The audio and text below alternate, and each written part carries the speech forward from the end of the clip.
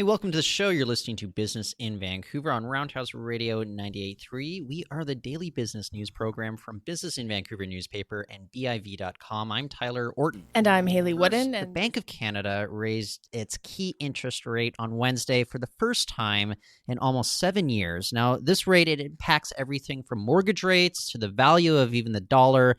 With us today to break it all down and what this rate hike means for the economy, it's Ken Peacock. He's a chief economist at the Business Council of British Columbia. Ken, always great having you on the show. Thanks for joining us. You're welcome. Thanks for having me. So, Ken, economists, they weren't necessarily expecting a rate hike going into 2017. Tell me what's changed in the last, say, 7-8 months that made the Bank of Canada decide to hike rates? Yeah, no, it's a good point.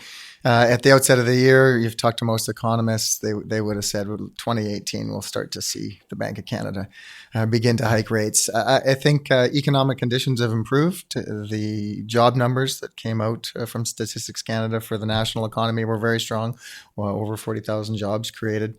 And there's this, I think resources have been reallocated. The oil downturn really did hit Alberta, obviously very hard, but it rippled right through the Canadian economy.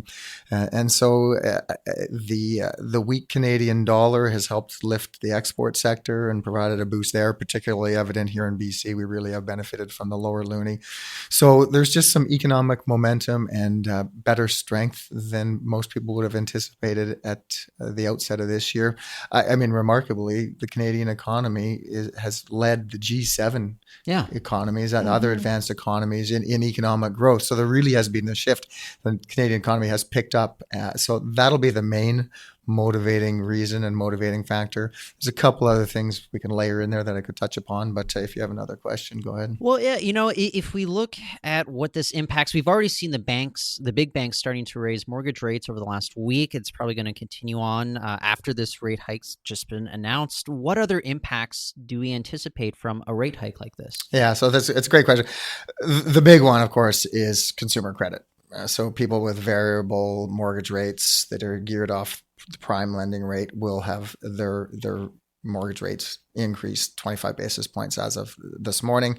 There will likely be additional rate hikes in September. The Bank of Canada meets on September 6th again. I would anticipate another rate increase then. So you're seeing this gradual increase in lending rates that are variable. So it'll impact those. Here in British Columbia, a lot of individuals are highly leveraged because of the high cost of housing. So that's where most of it shows up, and that's where the biggest impact is. The other thing I would draw some attention to, though, is the dollar. So this has provided some upward pressure for the Canadian dollar. It's been in place. The Canadian dollar has been moving higher over the past month, maybe 6 weeks. That has been in part due to the strong Canadian economy. But now that markets are looking at interest rates being higher here in Canada, that's putting further upward pressure on it. So that tends to reduce the competitiveness of Canadian exports in the U.S. marketplace. I would still judge the Canadian dollar as being low enough and weak enough that we are still competitive in the U.S. marketplace. But to the extent the Canadian dollar starts creeping up to 78, 79 cents, that starts to impact the export sector. Things start to change, yeah. On the topic of consumer credit, we've heard that Canadians continue to rack up more and more debt relative to disposable income. At what point should we really be concerned? I've heard that maybe a 25 basis point increase, maybe not going to mean we run into major issues, but if we're looking at future hikes, when should we start to be a little bit nervous? Yeah, it's a great question. I would agree. I think 25 basis points is manageable for most people. Even 50 basis points is. But you start to see a full percentage point increase. And if you have a large mortgage that is variable, it does add to the borrowing costs. I think most consumers will be able to weather it. And it also depends on how your mortgage rate's structured. Some of these mortgages, the payment doesn't change, just how much principal you pay off changes when the interest rates change. So there's a whole bunch of different kind of mortgage products out there. So to some extent, some consumers will be shielded from these rate increases. You start to get up though 1.5 percentage points, even 2 percentage points, and that's going to have a significant and meaningful impact on consumer debt payments and individual households' ability to manage debt. Especially when you look at where real estate prices have gone, and if you're having to reassess and reevaluate your mortgage, do you think that's likely? that we might see in the years ahead 2 percentage point? I think that's a bit. I expect this tightening cycle, if we can call it that, to be relatively short-lived, and I say that for a few reasons. I think the Bank of Canada is going to have to proceed cautiously. There's been another, if we want to talk about housing here for a second, there's been a number of other initiatives, policy measures put in place to dampen housing activity. Here we got the foreign buyers tax. They put one in Toronto as well. There's been some tightening restrictions on mortgage lending rules, insured mortgages in particular. So these things are having some impact, although, in the Vancouver case, the housing market did rebound quite substantially after the foreign buyers tax was put in place. But you start layering in some more substantial interest rate increases, and that's going to have a big dampening effect on the housing market. Now, from an economist perspective, or at least from my perspective, that's not all bad. I would judge the housing market as a little too frothy. And I would say that we have depended too much over the past 2 or 3 years on the housing sector as a driver of economic growth. So we're kind of overweight on residential investment and how much housing and buying houses and renovating houses and building homes has been a driver of the economy. What we need to do is see more business investment, more balanced economic growth. So some slowdown in the housing sector is not all bad, but the Bank of Canada is going to be very cautious and not going to want to dampen it too much. Ken, I hope you can help me out here, because a few weeks ago, Hayley and we made a wager about whether or not the Bank of Canada was going to raise its benchmark rates. Yeah. You were on the pro side. You're like, yeah, you're very hawkish. I was very hawkish. I was more of a dove here in this situation. I was looking at, say, inflation, which is still very soft, and it's still kind of scratching my head at the rate hike right now. But am I alone? Were there other people out there that said that maybe we won't get a rate hike in July? Maybe it'll come further down in the year. Yeah, you had some company, Tyler. I think you had some company. You weren't alone. There you go. The CD Howe has a committee of 11 economists that comments and comes out in advance of the Bank of Canada's announcement and says what those people would do. And 6 of them said that they would hold, and 5 of them said they would increase. So the opinion was divided. Now, markets were anticipating 90% chance of the bank hiking today. So that's why we've seen the dollar climbing upwards. We've seen the banks already raising mortgage rates just in the last week. Right. So yeah. So one thing to keep in mind is that the Bank of Canada's overnight lending rate is sort of a trend-setting rate. There's market rates out there, bond yields or bond rates, and mortgage rates, which are geared off bond lending rates.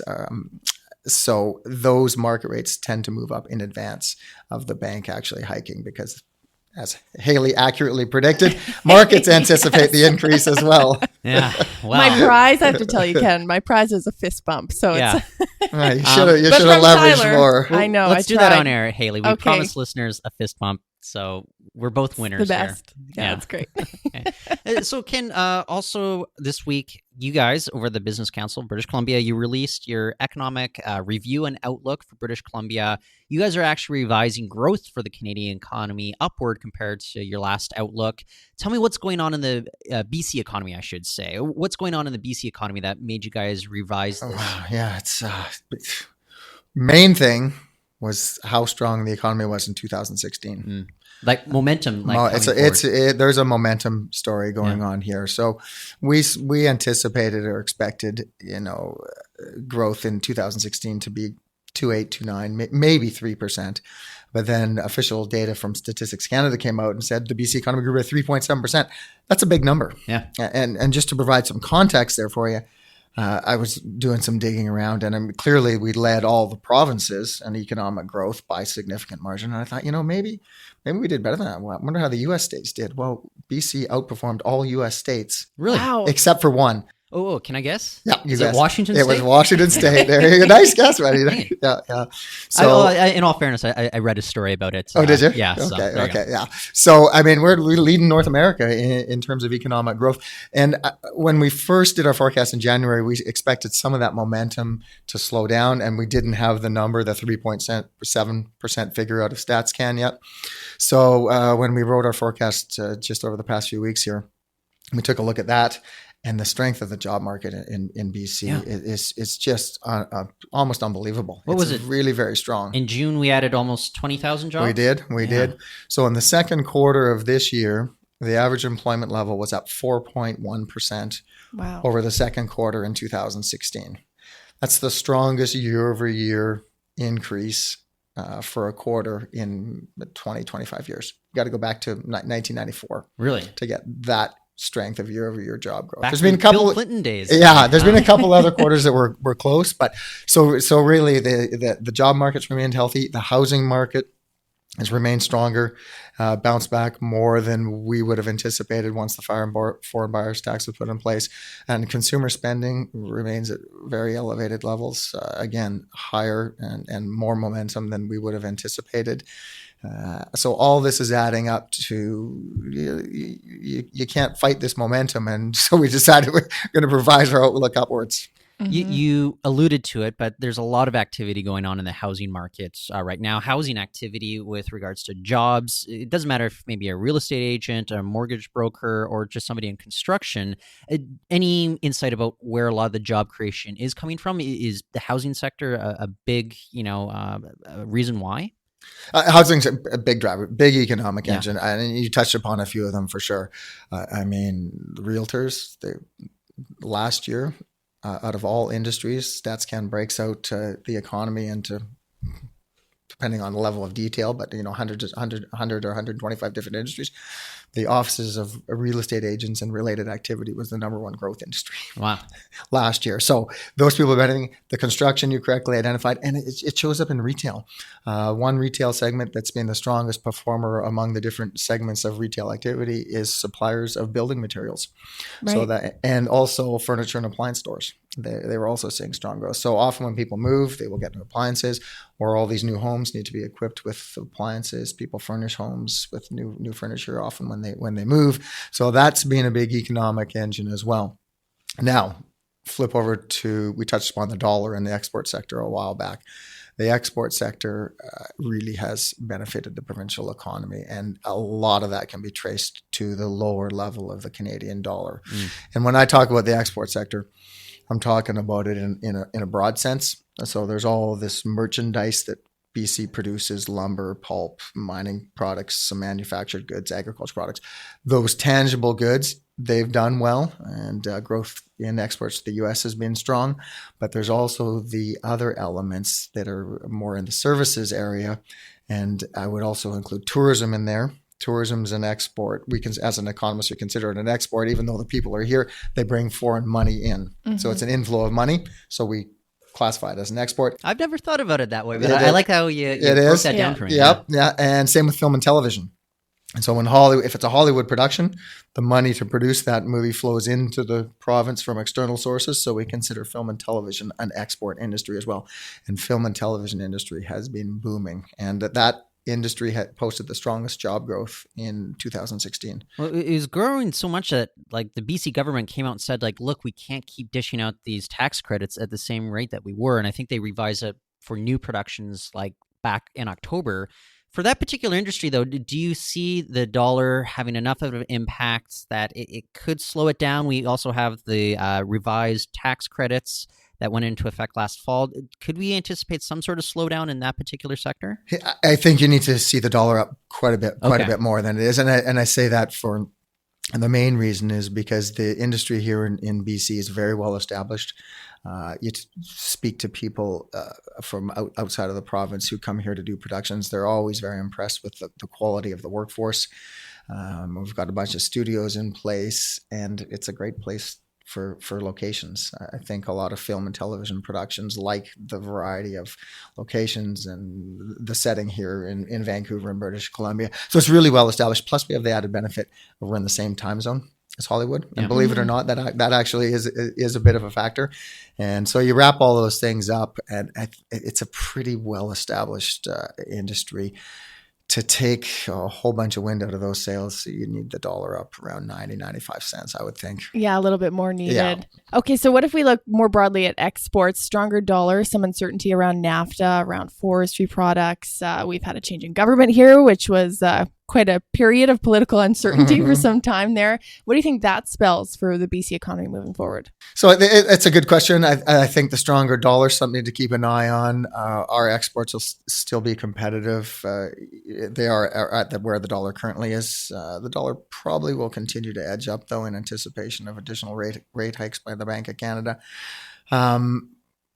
Much of that will depend on how things unfold in the U.S. If the U.S. economy continues on its sort of reasonable growth trajectory, that will help keep BC's export sector doing well, relatively well. What about softwood lumber, though? Softwood lumber is the big question mark and the big challenge for sure. And then on top of the duties and countervailing duties that have been put in place by the U.S. administration on Canadian softwood lumber, but it really does impact BC most significantly because we're the biggest producer in Canada. Now we got some of these wildfires they're contending with. Right. So there's already been some closures of lumber mills. And if that gets a whole bunch worse, then the impact will show up in BC's lumber production and forest product sector. But right now we're sort of just waiting to see how it unfolds. So I think you're right. The forest product sector has the most question marks and the most uncertainty around it. But lumber prices are reasonably high, and U.S. housing starts are gradually grinding higher. So for the most part, I'm reasonably optimistic about that sector. I do wonder about this. I think other people are wondering about this as well. And Hayley, you talked about this transition from the BC Liberals to the BC NDP. What should we be watching for as we see this government transition into power and they enact their own kind of economic policies, their way of spurring kind of the economic drivers here? Sure. It's a good question. Unfortunately, I don't have a very thorough answer for you, mostly because we're going to wait and see what the throne speech they put forward has in it, and for the new government's first budget, which probably will be coming in September. So what's contained in that budget will give us a better sense of what lies ahead. There's no doubt, though, there's some uncertainties. There's a couple major projects, major capital projects, Site C Dam and the Kinder Morgan pipeline, both multi-billion-dollar projects, and if those get held up or whatever, ultimately potentially canceled, who knows?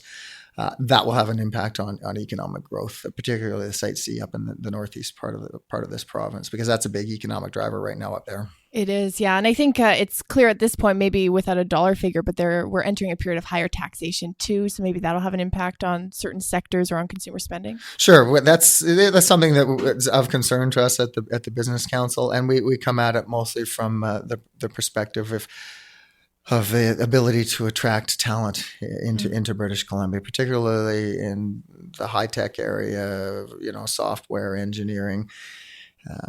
When you start to edge up these marginal tax rates, it becomes more difficult. And if you're a software person working in Seattle, your tax rate will be significantly lower.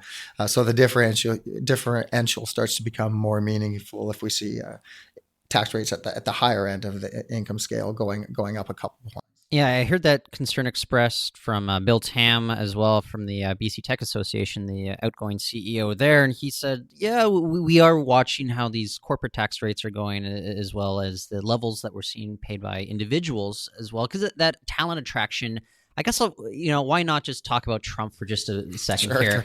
Do you think that this Trump factor is going to have any effect, like a substantial effect on bringing talent that we need here into British Columbia? We hear a lot of Americans saying that if so-and-so becomes president, I'm moving to Canada. I've never really seen that come to fruition to the degree that I would assume based on what everyone's saying on social media. There's a lot of talk. A couple websites have crashed, right? But yeah, in terms of real numbers, I don't know. I think your assessment is spot on. Okay. I think there's a lot of hype and a lot of talk. And when Trump was elected, there was a bunch of talk about people. Panic.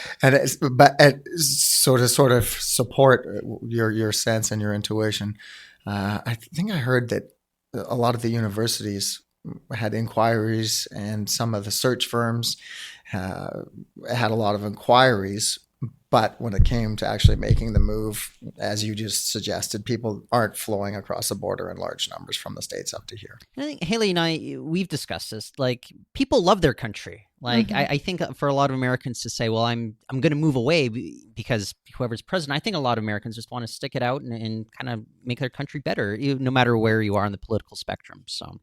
Yeah, and I don't think people are expecting 4 years. We'll see if we do. So maybe, move or wait it out for a few months. Who knows? Should we do another wager, 4 years or less than 4 years? Should we do it for something better than a fist pump, please? I mean, I loved it, but we got to up the ante. Oh, so what would the ante be here? What about a craft beer? Okay. A Vancouver brewed craft beer. Fair enough. It's a Okay. good local So are business you thing. on 4 years or less than 4 years? I'm going to go 4 years. Oh, okay. You think he's gonna make the term? I was going to go that as well. Really? So I'll go the opposite. Okay. I'll say less than 4 years. I don't know. He seems to not care what happens. So I don't know. You also kind of look at how feckless government is over there right now. The Senate's, the House of Representatives. I don't know if there's going to be anybody to stand up and get him out. Whether it's impeachment, what have you. So And it could take quite a bit of time. And it could take a lot of time. So we'll have to. Ken, are you in on this wager? The one we have left is 8 years. I will go in the wager. I'm not confident he's going to make his term. Okay. Serve his term. All right, we have an expert opinion. No, We'll see. I don't know if it's expert, but just a continual barrage of missteps. The latest revelation with his son and emails and Russian connections. It doesn't seem to go away. Yeah. Every time you think it can't get worse, something's uncovered, and you just I don't know. We'll see. Okay, Ken, always great having you on the show. I want to thank you for joining us. Absolutely. Once again. That's Ken Peacock. He's a chief economist at the Business Council of British Columbia. And for now, I'm Tyler Orton. And I'm Hayley Woodin.